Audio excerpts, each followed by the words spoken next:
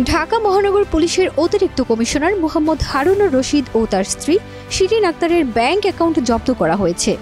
18 August তাদের bank account জব্দ করে Bangladesh financial intelligence unit. BFIU এর চিঠিতে বলা হয়েছে, হারুন ও তার স্ত্রী শিরিন আক্তার এবং তাদের ব্যক্তি মালিকানাধীন ব্যবসা প্রতিষ্ঠানের নামে কোনো হিসাব থাকলে তাও স্থগিত করতে হবে। অ্যাকাউন্ট ফ্রিজের ফলে এখন থেকে তারা আর কোনো টাকা তুলতে পারবেন না। মানি লন্ডারিং প্রতিরোধ আইনে 1 মাসের জন্য অ্যাকাউন্ট স্থগিতের নির্দেশনা দেওয়া হয়েছে।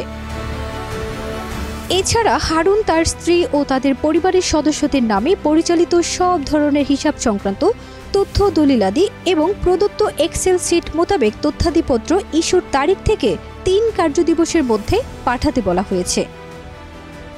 ফারজানা নিকিতা, দেশ রূপান্তর।